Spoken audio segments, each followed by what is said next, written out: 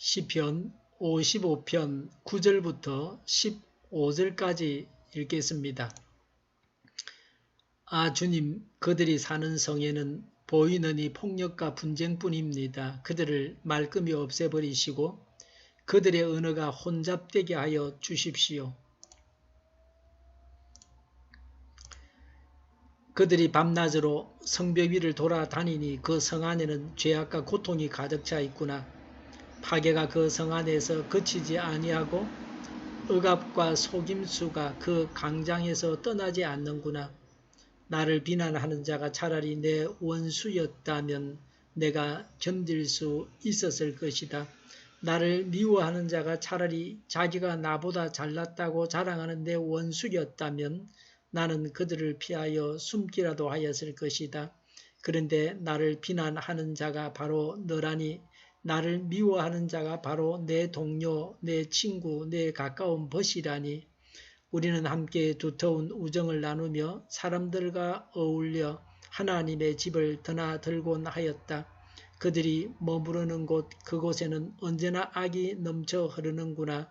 죽음아 그들을 덮쳐라. 산채로 그들을 엄부로 데리고 가거라. 아멘. 원수의 도성, 악인들의 도성에 대해서 말합니다. 9절에 폭력과 분쟁뿐입니다. 피 흘리기를 좋아합니다. 생명을 살리는 것이 아니라 죽입니다. 우리는 살리는 사람입니까? 죽이는 사람입니까? 하나님만이 아십니다. 오늘 현실은 살리는 척하면서 죽이고 있습니다. 사람이 먹어야 사는데 우리가 먹는 거의 모든 음식에 독이 들어가 있습니다. 왜 이렇게 합니까? 생명을 소중하게 여기지 않고 돈을 사랑하기 때문에 돈을 벌려고 생명을 죽이고 있습니다. 돈이 우상이 되어서 이렇게 하고 있습니다. 인간이 악하기 때문에 죽음을 향해서 달리고 있습니다. 10절에 죄악과 고통이 가득 차 있다고 했습니다. 우리 속에는 죄악과 고통이 없습니까? 죄로 인해서 고통당하는 악인이 되어서는 안 됩니다. 하나님 안에서 하나님의 인도와 섭리를 따라서 천국을 이루고 살아가야 합니다. 11절에 파괴가 그치지 않는다고 했습니다. 전쟁으로 모든 것이 파괴되었습니다. 먹을 것이 없습니다. 난방시설도 없습니다. 전쟁으로 죽는 자보다 각종 범죄와 사고로 또 낙태로 죽는 자가 더 많은 세상이 되었습니다. 가난한 나라에서는 가로수에 나무 뿌리를 파서 땔감으로도 사용하려고 합니다. 11절에 억압과 속임수가 공공연하게 있습니다. 끝장난 사회입니다. 법정에서도 정의가 서지 못합니다. 재판정에서도 권력을 가진 자의 뜻대로 판결이 나고 있습니다. 정의로운 재판관은 박해를 당합니다. 판사들이 박정희 시절에는 중앙정보부에 끌려가서 죽임을 당했습니다. 이제는 공수처에 끌려가서 죽을 것입니다. 그러니 사법정의나 정당한 재판이 어디에 있습니까? 15절에 언제나 악이 넘쳐 흐릅니다. 선한 것을 기대하기 어려운 세상을 살고 있습니다. 악으로 충만한 세상을 살고 있습니다. 우리는 세상을 살아가면서 정신을 차려야 합니다. 교회가 혹시 이러하지 않습니까? 교회가 불의를 용납해서는 안 됩니다. 나 자신의 모습이 이러하지 않습니까? 이런 일들은 압살롬의 반란으로 일어난 일입니다.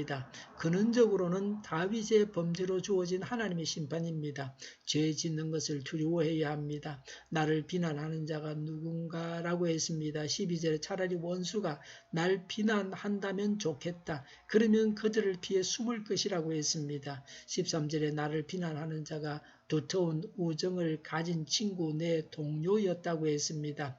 다윗을 배반하여 반란을 일으켰던 자가 아들 압살롬이었습니다. 그리고 가까운 친구이자 신하였던 아히도벨이었습니다.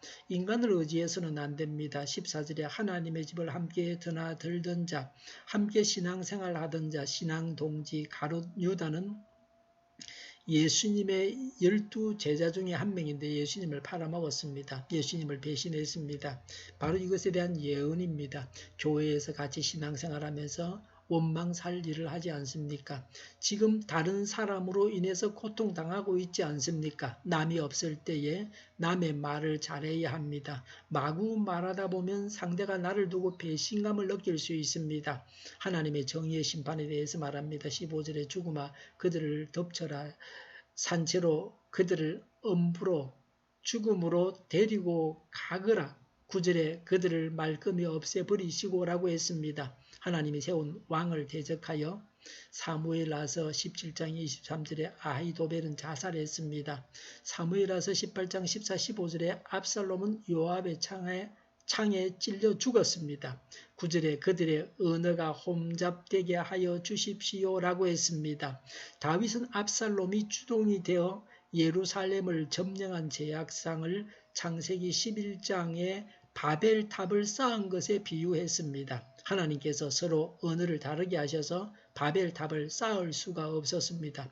사람들은 흩어졌습니다. 다윗은 자신을 대적하는 자들도 의견이 분분해서 자멸하게 해주십사고 구하고 있습니다. 이 강구는 이렇게 이루어졌습니다. 압살롬의 참모 아히도벨의 계략이 채택되지 않았습니다. 아히도벨은 자살하고 압살롬의 반란은 진압되었습니다. 아히도벨의 말대로 바로 다윗을 죽이게 했으면 다윗의 생명이 위협했습니다. 악인이 잘못된 선택을 해서 망하게 해주십사고 강구하는 것입니다. 우리를 괴롭히는 악인들이 잘못 선택해서 망하기를 바랍니다. 속히 망하기를 바랍니다. 그래서 우리가 더 이상 고통당하지 않기를 바랍니다. 악인은 망하고 맙니다. 악을 버리고 정의롭게 살아가야 합니다. 배신하지 말아야 합니다. 신의를 지켜야 합니다. 기도하겠습니다. 악인이 하루속히 망하게 하여 주시옵소서. 악을 버리고 정의롭게 살아가게 하여 주시옵소서. 배신하지 않고 신의를 지키게 하여 주시옵소서. 오늘도 드려지는 모든 예배를 주장하여 주시옵소서. 교회를 가는 발걸음 인도하시고 악한 것이 틈타지 못하게 하여 주시옵소서. 우리 동일교회가 만구는 집 하게 하여 주시옵소서. 예수 이름을 명하노니 모든 명만은 물러가고 몸의 모든 부분들은 온전하게 될지어다. 신유의 기적을 베푸셔서 지금도 저희의 질병을 고쳐주시옵소서. 저희와 교회와 이 나라의 민족을 불쌍히 여겨주시옵소서. 독재 정권이 무너지고 적과 통일이 되지 않고 평화 통일을 이루게 하여 주시옵소서. 전쟁 위험이 사라지게 하시며 핵으로 무장해서 균형을 유지하게 하여 주시옵소서. 신앙의 자유를 늘 누리며 살게 하여 주시옵소서. 하나님을 대적하는 세력들이 바로 망하게 하여 주시옵소서. 국회와 정부가 하나님 기뻐하시는 법만을 만들게 하시며 반성경적인 모든 법과 영과 내유가 지구상에서 적시 철폐되게 하여 주시옵소서. 나쁜 임금법이 폐기되게 하여 주시옵소서. 대통령이 통치를 잘하게 하시며 지인이 일어나지 않게 하시며 출산율이 올라가게 하여 주시옵소서. 자녀를 낳고 살만한 성적으로 건전한 나라가 되게 하여 주시옵소서. 에너지 정책도 재활용금 정책을 제대로 세워서 집행하게 하여 주시옵소서. 늘 맑은 공기를 마실 수 있게 하여 주시옵소서. 오늘도 성령님을 따라서 차고 넘치는 삶, 복된 삶을 살게 하여 주시옵소서. 감사와 찬양을 주님께 돌려드리며 예수님의 이름으로 기도하옵나이다. 아멘.